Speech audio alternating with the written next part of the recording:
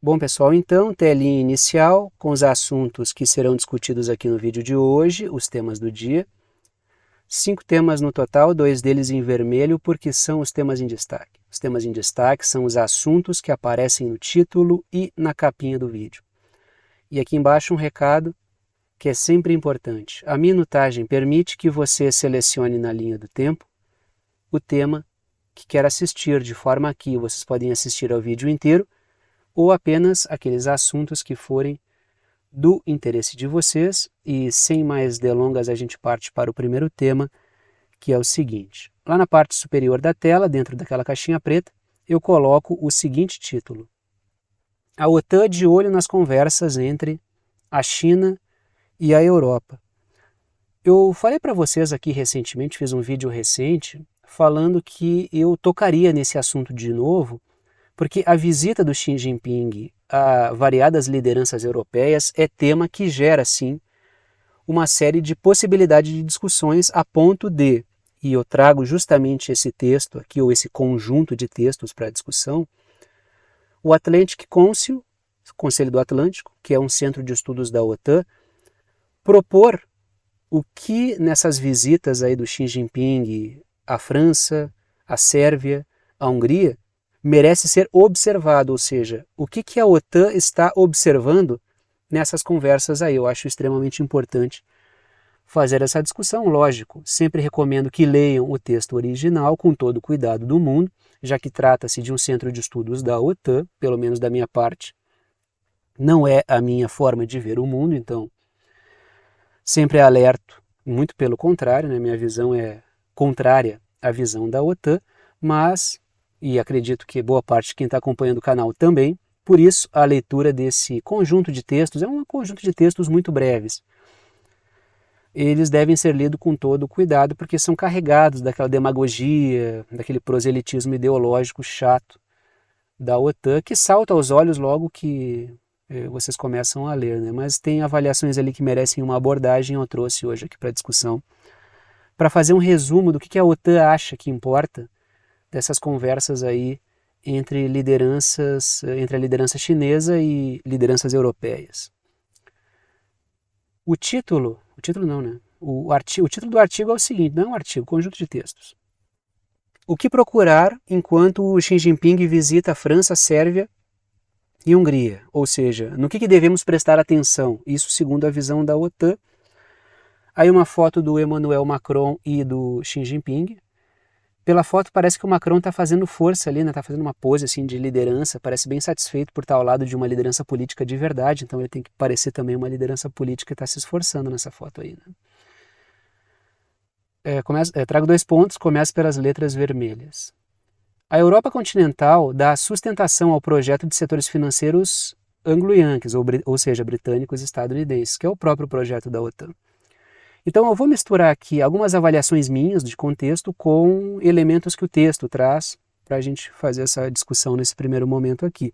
E a primeira observação importante, que não está no texto, mas que nem precisa também, porque é o que dá sustentação à OTAN, é essa ideia aqui, e é aí que está a preocupação da OTAN em torno da visita do Xi Jinping à Europa continental. Porque é a Europa continental que dá carne, que é a carne desse esqueleto aí que é a OTAN. O que norteia o projeto da OTAN são os interesses financeiros, né, de oligarquias britânicas e estadunidenses. Mas quem dá sustentação a isso, quem torna esse projeto possível e real, são os membros da OTAN, que não apitam sobre o norte do projeto. Seria ilusório, e acreditar nas bobagens que a OTAN diz, pensar que ali há uma síntese dos interesses dos mais variados membros da OTAN. Isso é uma bobagem enorme. É o projeto britânico-estadunidense que leva de arrasto os outros membros, lógico, com setores políticos infiltrados, com toda a força que tem Estados Unidos, principalmente, para empurrar os países para um projeto que boa parte das vezes prejudica esses países. A gente observe o caso da Alemanha. E não à toa tem inúmeros atritos internos ali, e um desses caras que aparece na foto, que no caso é o Macron. A França é membro da OTAN, mas existem vários atritos entre o Macron e os setores que norteiam o projeto da OTAN, que são setores britânicos e estadunidenses. Por isso, a primeira coisa importante é a visita do Xi Jinping à Europa continental preocupa. Por quê? Porque sem a Europa continental, o projeto da OTAN não é possível. Só os britânicos, os Estados Unidos e Israel, que nem membro da OTAN é, mas é muito mais protegido pela OTAN do que muito membro, não dá para consolidar um projeto de hegemonia, não é possível. Por isso que a Europa continental precisa estar nesse projeto. Letras azuis. O Macron disputa o mercado de armas da OTAN com os Estados Unidos e evita atritar com a China.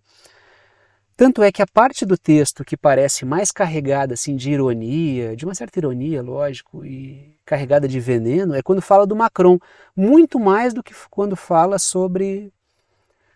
do que fala quando fala do líder da Sérvia, que nem membro da OTAN é, ou quando fala do Viktor Orbán, que é um outro membro da OTAN, que é um membro da OTAN, que é membro da União Europeia, mas que é uma figura muito barulhenta ali dentro. Mas a parte do texto que mais parece trazer veneno é a parte que fala do Macron, por causa desse atrito constante entre a indústria bélica francesa e a indústria bélica dos Estados Unidos, que disputam mercados.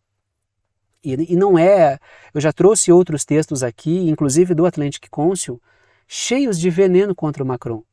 E outra coisa interessante, havia um movimento de abertura de um escritório da OTAN no Japão, meio que tentando expandir a ideia do que a OTAN deve fazer, indo apenas da Rússia para abarcar Rússia e China, uma espécie de OTAN global.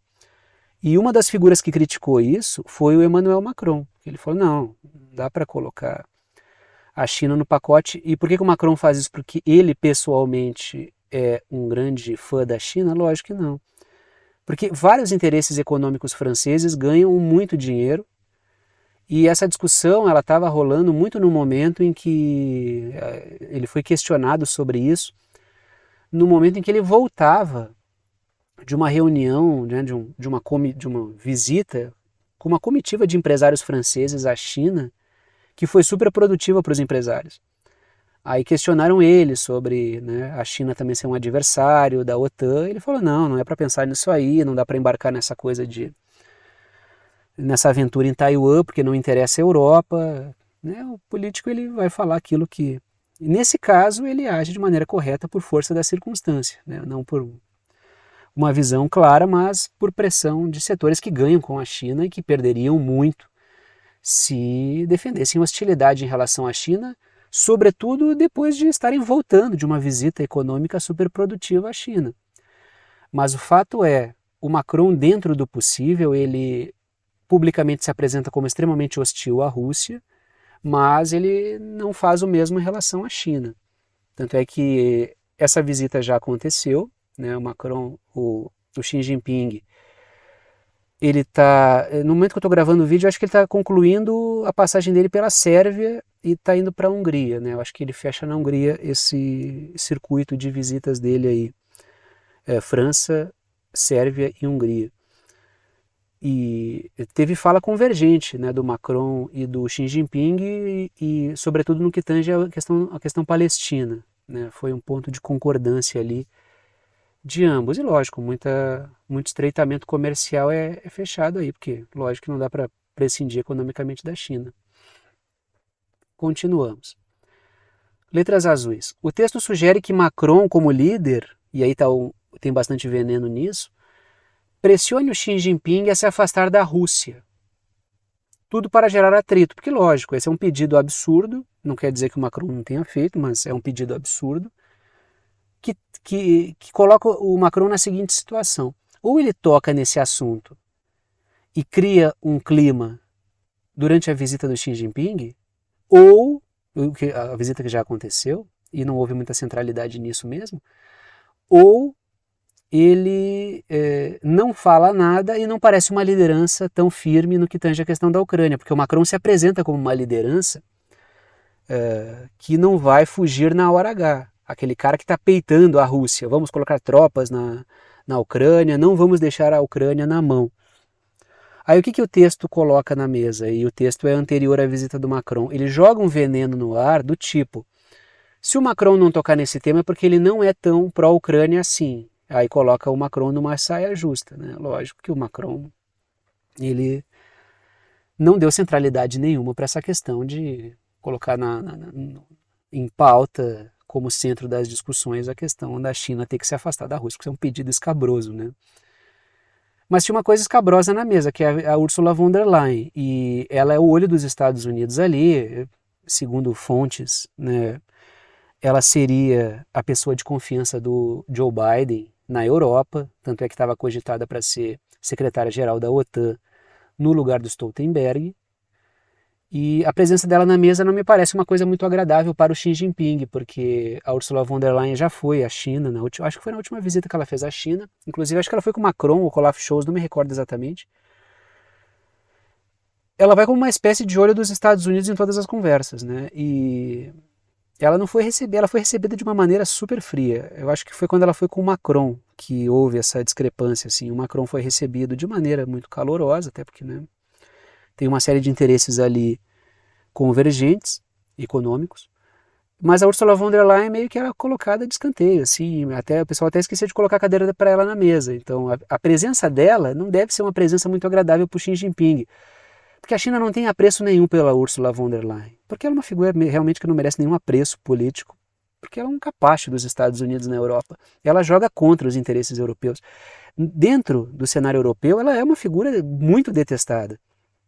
E ela tem muita coisa obscura e recente, inclusive, que virou pauta midiática ligada à indústria farmacêutica. Então ela tem uma série de questões muito complicadas aí. Letras vermelhas. A Ursula von der Leyen é representante da União Europeia, só para classificar a Ursula von der Leyen para quem não tem o desprazer de conhecê-la, né? Letras vermelhas. O Xi Jinping visita a Sérvia, e aí a gente já passa para a questão sobre a Sérvia, né? Em um momento em que a Sérvia sofre um forte assédio da OTAN. Historicamente, os sérvios são alvos da OTAN, tem toda a história ligada à Iugoslávia. Só que no atual momento é algo especialmente complicado porque isso já, o caso de Kosovo já vem de algum tempo, que é uma espécie de sinuca de bico na qual a OTAN coloca a Sérvia, né? Se a Sérvia quiser entrar na União Europeia, ela ainda não faz parte, ela precisa permitir e reconhecer Kosovo como um país. E isso é uma situação que a Sérvia não admite, porque Kosovo é uma província sérvia, que é reconhecida como país basicamente pela OTAN. E, digamos, a questão de Kosovo seria uma continuidade de todo aquele desmembramento lá do período da Iugoslávia, que houve uma destruição completa da Iugoslávia no pós-Guerra Fria. Então, existe um momento especialmente tenso, inclusive em Kosovo tem tropas da OTAN, e também tem a questão da República Srpska, que é uma república sérvia, que é um território autônomo dentro da Bósnia, mas é sérvio, é um território composto por sérvios. Então é uma região autônoma dentro da Bósnia, mas é composta por sérvios. E existe uma questão aí que está sendo julgada que envolve a República Srpska, que pode piorar o quadro de tensão, e existe uma movimentação dentro da República Srpska para haver uma separação da Bósnia. Isso levaria a um confronto, certamente, porque a OTAN está o tempo inteiro ameaçando a República Srpska, e isso forçaria a Sérvia a entrar nessa situação, logicamente, para não deixar os sérvios da República Srpska desassistidos, né? E isso geraria um confronto. Então, o Aleksandar Vučić, que é o presidente da Sérvia, ele falou várias vezes nas últimas semanas sobre teremos tempos difíceis pela frente. E a visita do Xi Jinping acontece justamente nesse contexto, né? Então a OTAN está observando essa questão aí também. Letras verdes.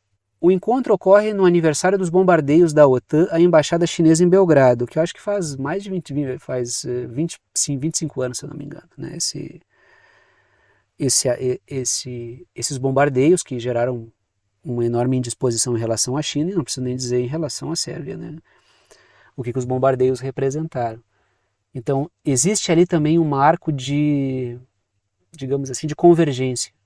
Não é uma data qualquer, porque ela representa o quê? Um bombardeio aos sérvios por parte da OTAN, e ela representa um bombardeio a uma embaixada chinesa na Sérvia, ou seja, ambos foram bombardeados e foram bombardeados pela OTAN, ou seja, a data tem a sua simbologia. Não acho que isso seja por acaso, tá? Não acho que isso seja por acaso mesmo. Os chineses não fazem nada por acaso, tá? Tudo tem a sua simbologia e envia mensagens para quem está prestando atenção e até para quem não está. Letras azuis. O artigo fala sobre ideias semelhantes de China e Hungria. A gente passa para a questão da Hungria. Aí eu coloquei os pontos de interrogação, porque o texto ele não é claro sobre o que seriam essas ideias semelhantes. Mas a gente observa o... Claro, eu vou dizer o que a OTAN quis dizer aqui, porque né, a gente já conhece essa levada da OTAN e sabe o que eles querem dizer com isso. Mas o texto não é claro. A China, estamos falando aqui do Partido Comunista Chinês, que é quem governa a China. Então, é um regime socialista. Mas estamos falando aqui né, do Estado Socialista. Partido Comunista Chinês no poder. E a gente fala do Viktor Orbán da Hungria, que é direita conservadora.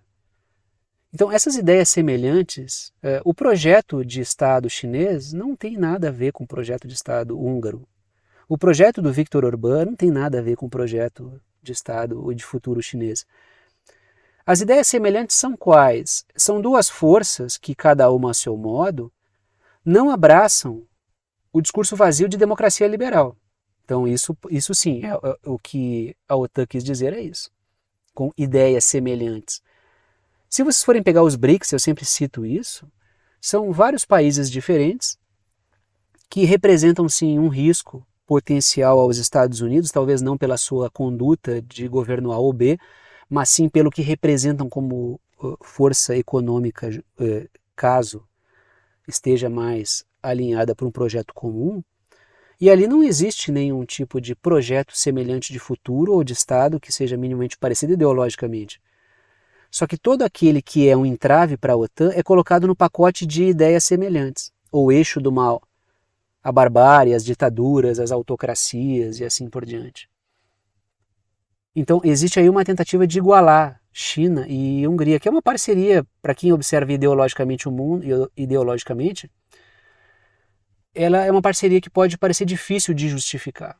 Mas quando se fala em termos pragmáticos e materiais, ela é completamente justificável, já que a Hungria tem vários problemas com a União Europeia, ela atrita muito por causa dos valores da União Europeia.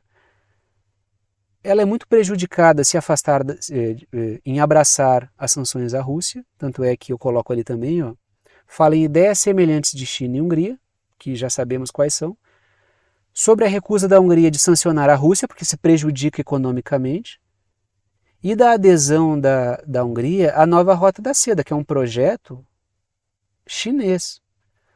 Ou seja, a Hungria faz parte da União Europeia, a Hungria faz parte da OTAN, e dentro desses grupos ela busca aquilo que é vantagem para ela, mas ela tem alianças com a Rússia e uma ótima conversa com a Rússia, e tem alianças com a China e relações extraordinárias com a China. E que não ficam só no campo econômico, tem parcerias no setor de segurança também com a China, tem no setor educacional também, tem universidade chinesa na Hungria. Então assim, é um caráter ultra pragmático, que para quem observa a coisa pelo prisma ideológico vai ficar completamente maluco, né? Porque como é que... Mas o texto se preocupa com essa parceria de caráter pragmático. A multipolaridade é muito diferente, né? Como é que a gente vai entender isso por um prisma ideológico? É o primado do pragmatismo. A Hungria ganha com essa relação, então ela continua com essa relação. Letras vermelhas. O texto fala em projetos conjuntos de transportes entre China, Hungria, Sérvia e Grécia. Eu pintei todo mundo, menos a China, lógico, no mapa, porque não tem necessidade, né? Mas estão todos aí pintados. E isso é o quê? Isso é inclusive a Grécia, ela aparece, o texto cita como um substituto da Itália. A Itália abandonou o projeto da Nova Rota da Seda da China, essa grande parceria de integração eurasiática, que envolve transportes, comunicação, relações econômicas de infraestrutura, seria uma grande interconexão centralizada na China, logicamente, que é quem está propondo. Ela perde a Itália no Mediterrâneo, mas ela ganha a parceria da Grécia, que o texto pede uma atenção especial ali também, né? Letras verdes. A China tem ótimas relações com a Hungria, um membro problemático da União Europeia, que é o que eu falei, né?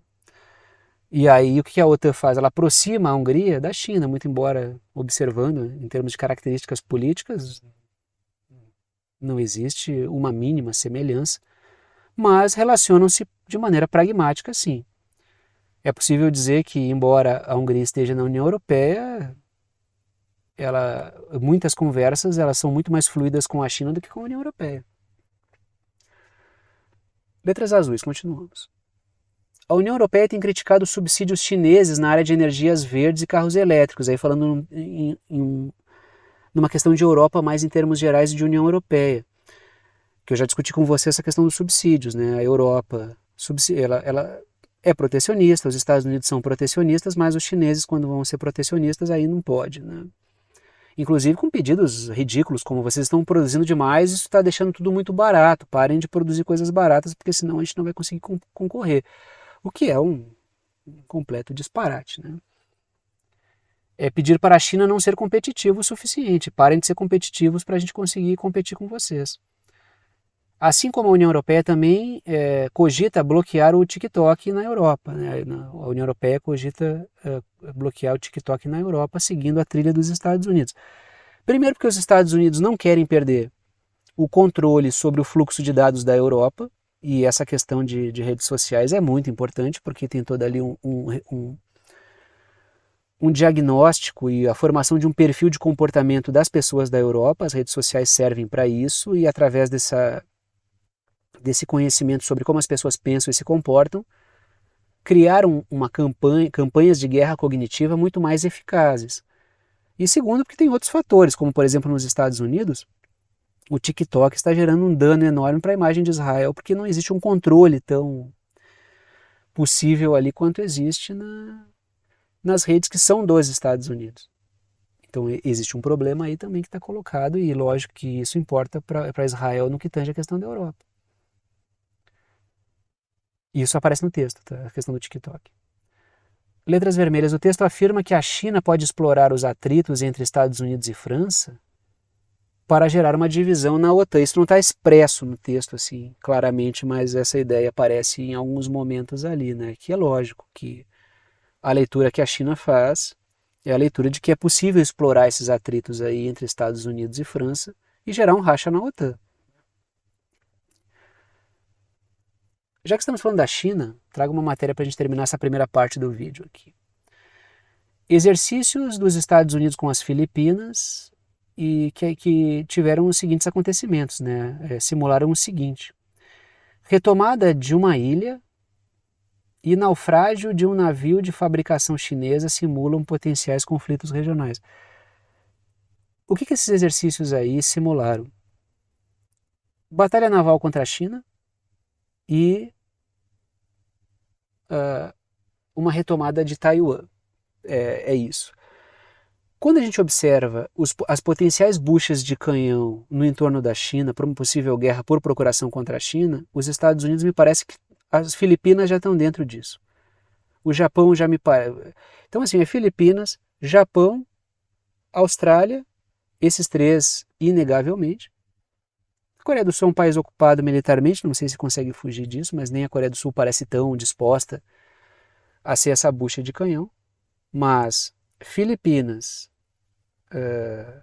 Austrália e Japão, certamente. Os Estados Unidos gostariam da Índia, mas aí a Índia, o buraco é muito mais embaixo, porque a Índia tem um comportamento muito escorregadio, ela quer se apresentar como uma terceira força não alinhada. Eu acho que o Narendra Modi faz muitos acenos à OTAN, mas mesmo dentro de todos os acenos à OTAN, a Índia é um parceiro que não é muito confiável na visão da OTAN, Ela é assediada, sim, né?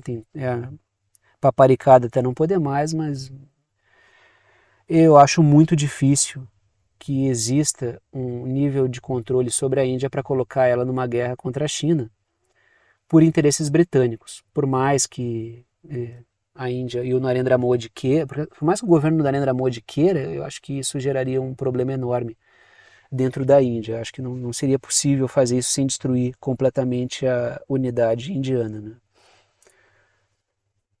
Letras verdes. A China manteve navios próximos do exercício, observando ali os navios chineses, né, no mar da China Meridional, que é onde está se plantando essa semente do caos aí.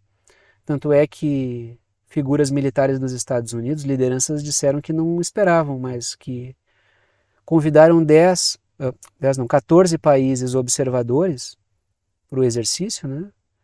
E tinha um 15º, que era a China, observando muito de perto o que estava acontecendo ali, até também para, né, mandar aquele aviso, né? Eu estou de olho no que está acontecendo aí.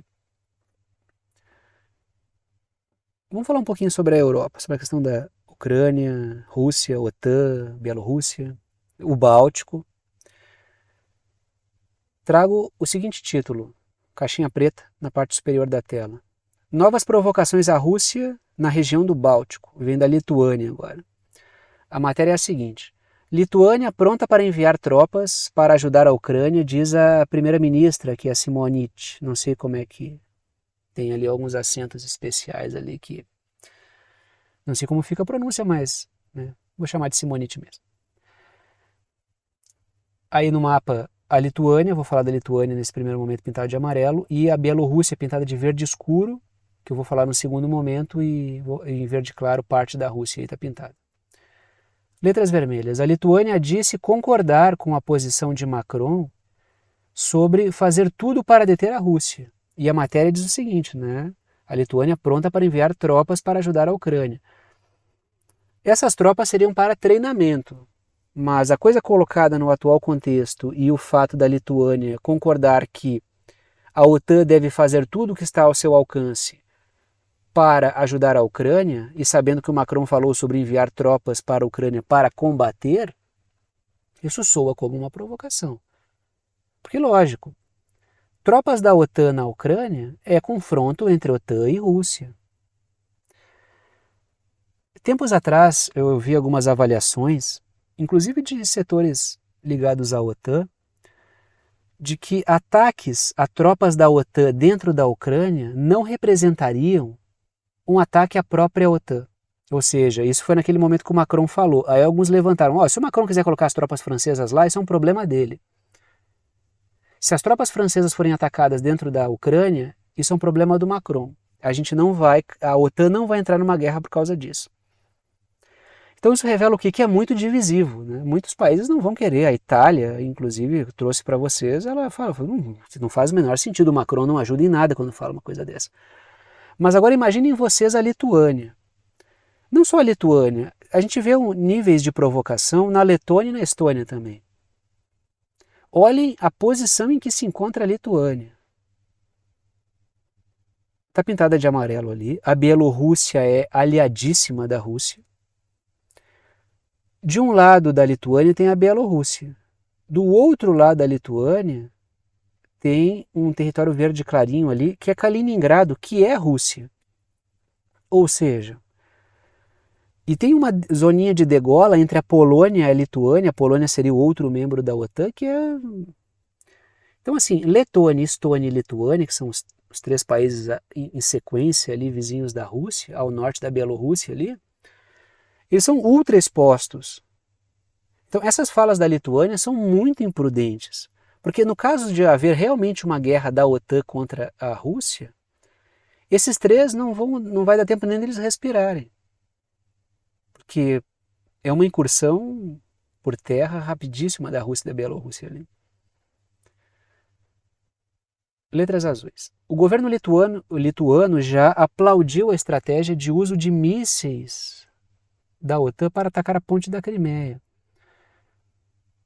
Então, assim, né, me parece que prudência não é muito a praia da Lituânia. Né?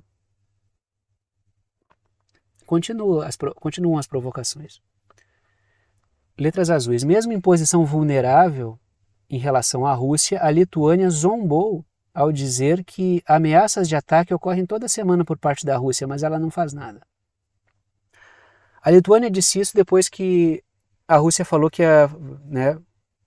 propôs aqueles exercícios nucleares ali, né? Não propriamente, mas com mísseis balísticos que podem carregar ogivas nucleares, como forma de dissuasão por causa daquela questão lá dos britânicos, né? Que disseram que a Ucrânia pode usar os seus mísseis para atacar a Rússia respondeu desse modo, já discutimos aqui. A Lituânia disse que não, essa aí a Rússia só ameaça, mas não faz nada. Foi o que a Ucrânia acreditou, né? E esses países do Báltico, eles estão criando uma situação muito parecida com a da Ucrânia. Eu acho assim, que existe uma imprudência muito grande quando tu repete erros que são praticamente os mesmos que foram cometidos por forças que hoje estão completamente destroçadas. A Lituânia provoca a Rússia como a Ucrânia fazia. A Lituânia, todos esses 3 países bálticos aí. A gente vê ali ataques à população etnicamente russa por parte dos governos desses países, exatamente como a Ucrânia fez. Então parece que a questão de observar a história e aprender alguma coisa não faz muito parte desses governos aí. Que vão ser bucha de canhão, devem acreditar nessa história de pode peitar que a gente segura depois. São membros da OTAN, claro, daí a questão é bem diferente, porque a Ucrânia não era um membro da OTAN, isso não forçava a OTAN a entrar numa guerra. Agora, o nível de provocação ali é enorme. A questão é diferente, por quê? Porque são membros da OTAN, ou seja, se a Rússia promove um ataque contra esses 3, é um ataque contra a OTAN. Mas num dado momento a coisa sai de controle, né? Vamos ficar na vizinhança e falar da Bielorrússia, porque ela realiza inspeção nuclear tática junto com a Rússia, ou seja, ela participou daqueles exercícios ali de prontidão para possíveis ataques nucleares táticos. Letras vermelhas, a Rússia instalou armas nucleares na Bielorrússia para reduzir o assédio da OTAN ao país.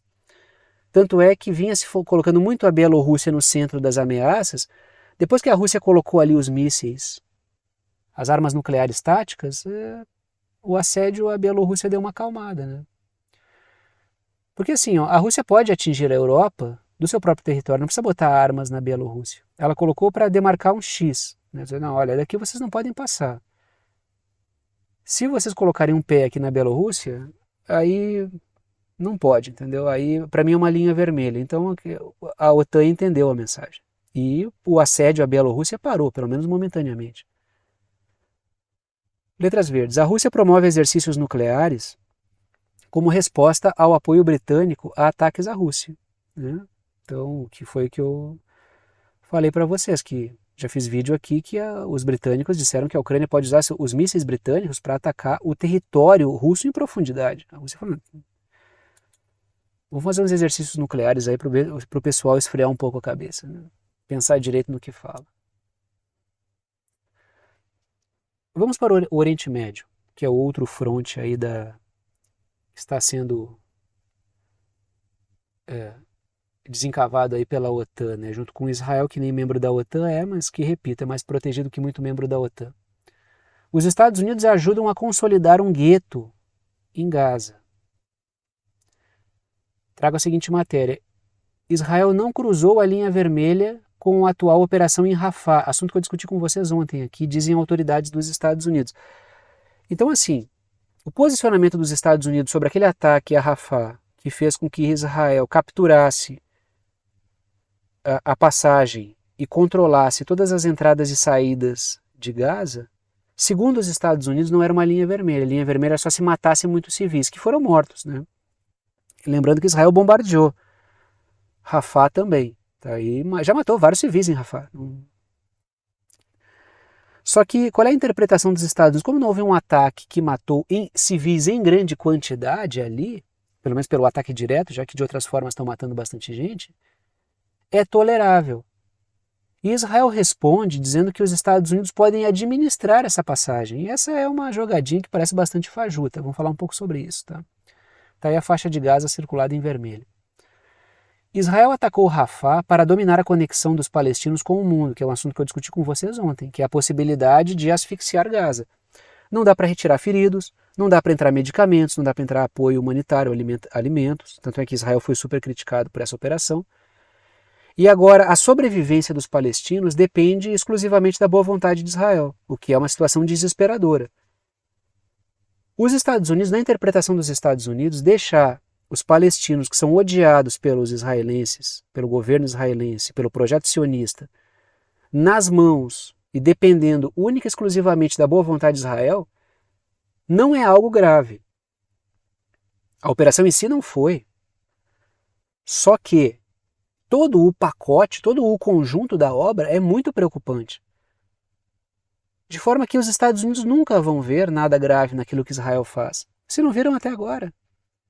A gente está falando aqui de comprovados dezenas de milhares de mortos. 70% a 80% mulheres, crianças e idosos, ou seja, não combatentes do Hamas. Se até agora não houve nada grave, vocês acham que os Estados Unidos vão enxergar alguma coisa grave em todo esse processo? É lógico que não. Letras azuis. O Biden e o Netanyahu discutiram como seria a operação em Rafah antes do ataque.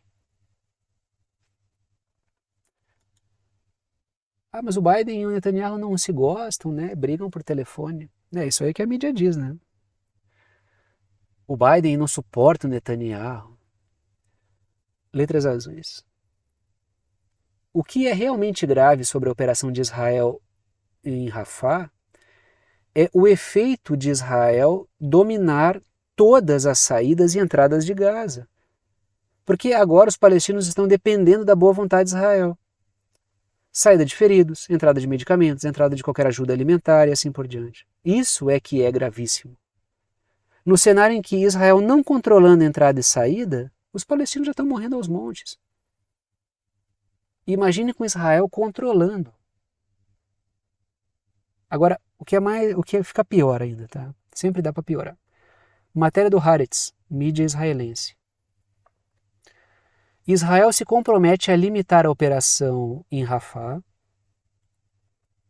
e conceder o controle da travessia com o Egito, ou seja, essa travessia por Rafah,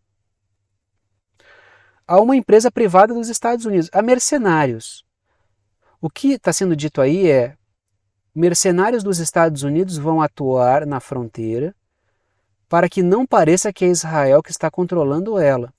Só que, na boa, cara, alguém acredita que mercenários dos Estados Unidos vão bater de frente com Israel quando se trata de questão de entrada de ajuda humanitária? Quem que acredita nessa bobagem? Viu? Não é Israel que está controlando, são mercenários dos Estados Unidos. O mercenário ele vai cumprir qual papel? O papel de quem está pagando ele. Ainda que fossem as tropas dos Estados Unidos, alguém acha que existe um pingo de isenção nos Estados Unidos para controlar o que entra e o que sai da faixa de Gaza? Que os Estados Unidos são independentes das decisões de Israel? Os Estados Unidos batem nos seus próprios estudantes a mando de Israel. Vou trazer a matéria daqui a pouco. Os Estados Unidos trancafiam seus próprios estudantes, deixam os caras sem comida, sem água, algo do tipo como os palestinos sofrem nas mãos nas prisões de Israel. Alguém acha que os Estados Unidos controlam o que Israel faz ou não faz? Eles apitam sobre isso? Ou melhor, alguém acha que os Estados Unidos querem frear o assassinato de palestinos? Não fosse os Estados Unidos, toda a expansão colonialista de Israel não seria possível. Letras vermelhas. Israel disse que o suposto objetivo era retirar a passagem de Rafah das mãos do Hamas. Era só esse o objetivo. Agora a gente vai entregar para os Estados Unidos para eles fazerem o que quiserem. Me engana que eu gosto, né? Letras verdes. Israel disse que a empresa é composta por veteranos militares e Yankees, traduzindo mercenários, que atuam em zonas críticas, ou seja, isso é um matador. Isso é matador de aluguel, entendeu? É todo tipo de carne de pescoço, gente da pior índole, que vai trabalhar numa região delicada, onde está uma parcela enorme da sociedade, reconhecida por órgãos internacionais como a cidade das crianças, onde a maior parte das crianças estão em Rafah. E os caras colocam mercenários na zona de passagem. letras azuis. Já ficou mais do que claro que os Estados Unidos não têm qualquer controle sobre as ações militares de Israel em Gaza. E, diga-se de passagem, apenas atua reforçando a agenda sionista. Então, os Estados Unidos vão controlar o Netanyahu, não vão deixar matar. Civis vão permitir a entrada de ajuda humanitária. Algo do tipo, eu me sinto muito mais tranquilo agora que mercenários vão atuar aqui. Olhem essa matéria que é o que eu falei para vocês. A Unicef diz que Cidade das Crianças, no caso Rafah, não deve ser invadida. Letras vermelhas. A Unicef aponta que mais da metade das crianças de Gaza vivem em Rafah e é um ponto de entrada de ajuda. Deixar isso nas mãos de Israel ou de mercenários, se vocês quiserem. Eu não sei o que é pior, se é o projeto sionista ou a ação dos mercenários dos Estados Unidos, né? Para mim são a mesma coisa. Letras verdes. 90% das crianças em Gaza com menos de 5 anos têm um ou mais tipos de doenças infecciosas. Então, assim, a gente vai lendo essas coisas sobre o que acontece na faixa de Gaza e parece que a quantidade de absurdos deixa a gente meio anestesiado, assim, né? É tanta coisa pesada que eu já li sobre isso, né? Até que no final de semana eu tento dar uma aliviada nas coisas que eu vejo, que parece que isso já me anestesiou, assim. Isso é uma pedagogia da brutalidade que vai deixando o cara meio duro para outras coisas, sabe? Então eu já não me espanto com mais nada. A situação de Gaza é uma situação absurda, assim, é uma situação... É uma coisa que a gente vai todos os dias lendo sobre isso, é uma coisa mais bizarra do que a outra, é uma coisa mais desumana do que a outra. Eu já vou trazer mais porcaria aqui para vocês. Estudantes dos Estados Unidos sofrem na prisão nos Estados Unidos por protestarem contra Israel. O que é mais importante para os Estados Unidos, os seus estudantes ou Israel? Com certeza Israel. Olhem a matéria. Após as incursões, a polícia de Nova York negou água e comida aos estudantes manifestantes na prisão. E se algum dia vocês tiverem estômago suficiente, pesquisem ou busquem textos históricos aí, relatos, matérias sobre a forma como Israel trata os prisioneiros palestinos ao longo da história. Vocês vão ver o quê? Gente que protesta a favor dos palestinos ou contra o massacre em Gaza é tratado igual os palestinos dentro dos Estados Unidos, o que faz dos Estados Unidos uma extensão de Israel. Letras vermelhas. Alguns estudantes ficaram com presos comuns e 16 horas sem comida e água, ou seja, numa situação pior que a dos presos comuns que não ficam 16 horas sem comida e água. A gente está falando aqui de estudantes estadunidenses, pessoas que vivem nos Estados Unidos, têm direitos, que têm familiares que pagam impostos, que pagam a polícia, que pagam a máquina de guerra dos Estados Unidos, que pagam o Biden, né? Que são torturados pelo seu próprio país para defender um outro país. Letras azuis, que dizem que é um outro país, né? A polícia dos Estados Unidos deixou gangues com bandeiras de Israel espancar os estudantes. Eu já falei com você sobre isso, né? Aí é brabo, tu vê que a tua polícia defende Israel e não te defende, né? Que dureza, né? Então, assim, quando eu falo que uma coisa é os Estados Unidos, uma coisa é os interesses financeiros estadunidenses, esses setores podres, oligárquicos. Isso é uma coisa. Quando a gente fala do povo dos Estados Unidos, é outra. Nunca, né? Quando eu falo aqui que os Estados Unidos são uma droga, eu estou falando desses setores de cúpula, porque o povo muitas vezes, né,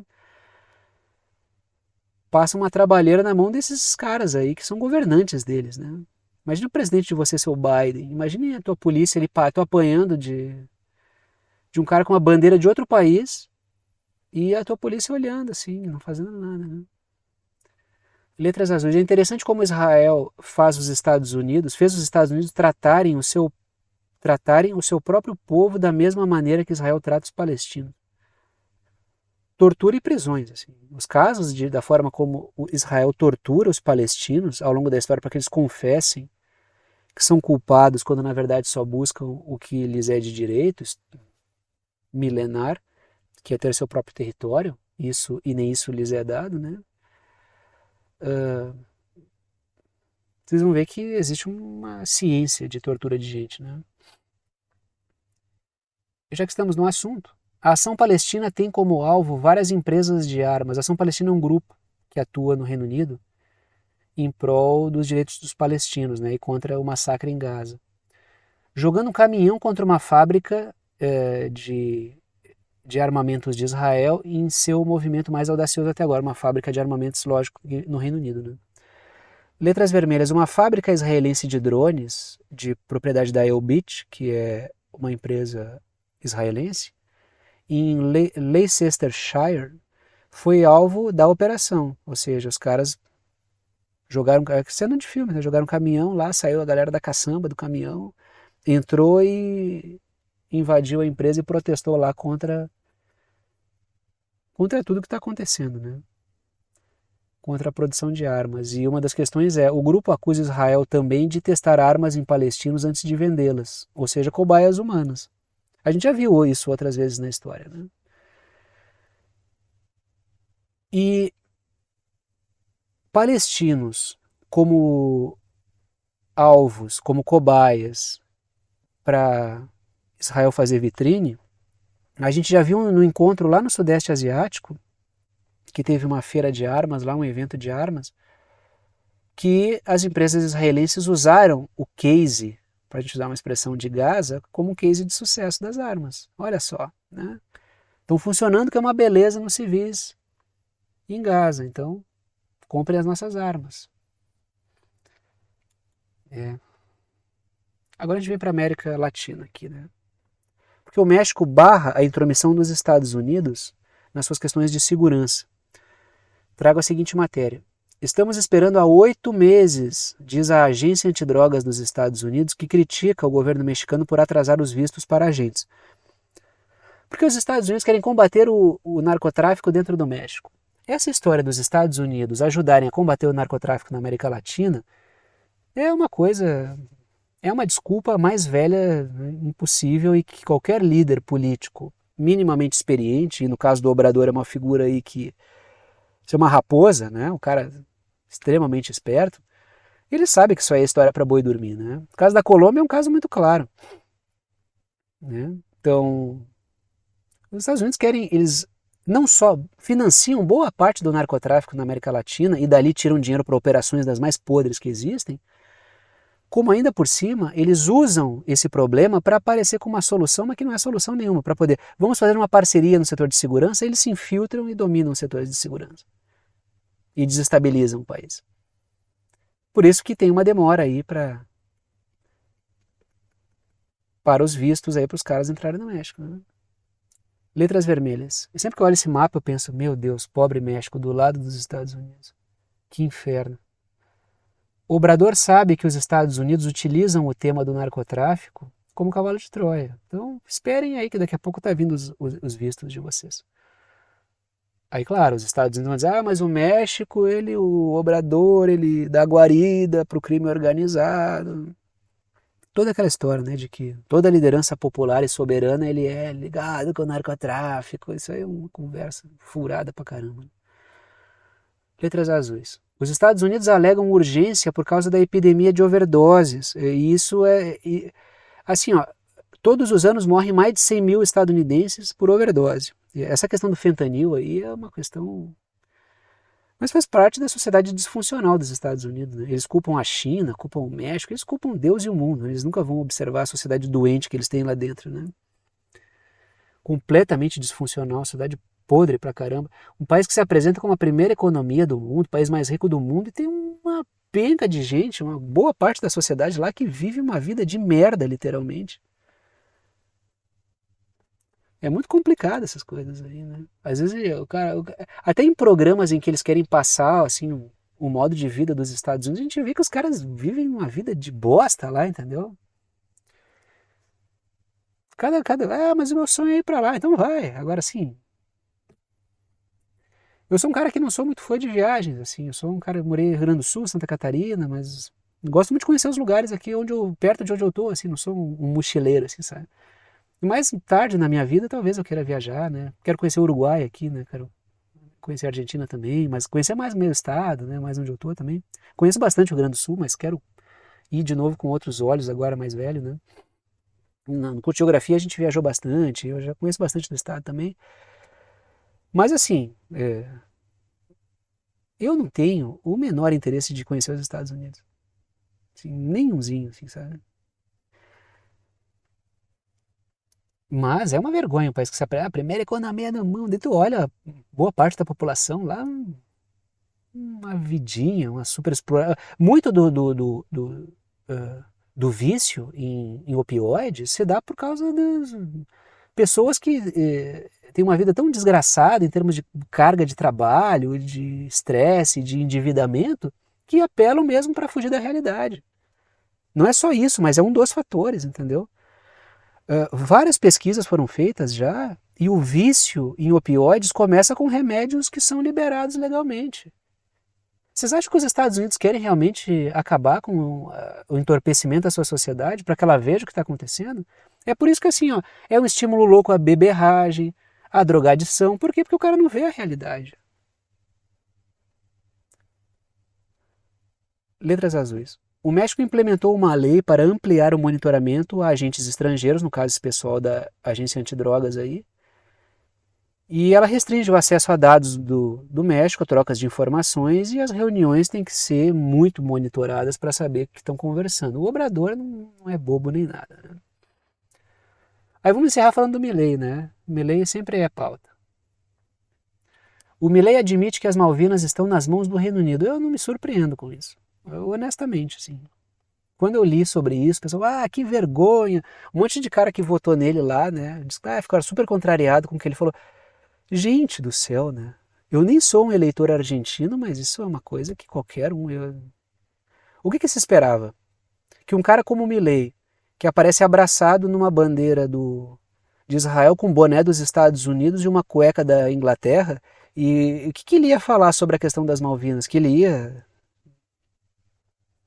recuperar as Malvinas? Qual é a surpresa nisso aqui? Esse cara é um cachorro, com todo perdão ao cachorro, me desculpem, tá? Se tem algum cachorro assistindo, desculpa, se você estiver assistindo ao lado do cachorro de vocês, desculpa pro cachorro. Mas é mais pela questão da fidelidade dele, porque o cachorro realmente é muito fiel, né? O que se esperava dele? Qual é a surpresa nisso aqui? Mas ele é todo corajoso em cima do palco, no púlpito, no palanquinho, vestido de capitão anarcocapitalista, com a serra elétrica na rua. Ele é corajoso para serrar todos os direitos e bem-estar do povo argentino. Aí ele é super corajoso. Mas lá nas reuniões, nos jantares, onde o pessoal fica comendo salmão e vendo ele vestido de bobo da corte, lá falando abobrinha e abrindo as pernas da Argentina para os interesses transnacionais, ele é um babaca, esse cara. Letras vermelhas. Ele diz que respeita o direito do David Cameron, que é o Relações Exteriores do Reino Unido, visitar as ilhas sem autorização da Argentina. Assim, ó, o David Cameron, ele deve olhar e dizer, mas assim, ó, tu não tem que respeitar nem desrespeitar nada, cara. Cala essa tua boca, eu vou lá porque eu posso ir, porque...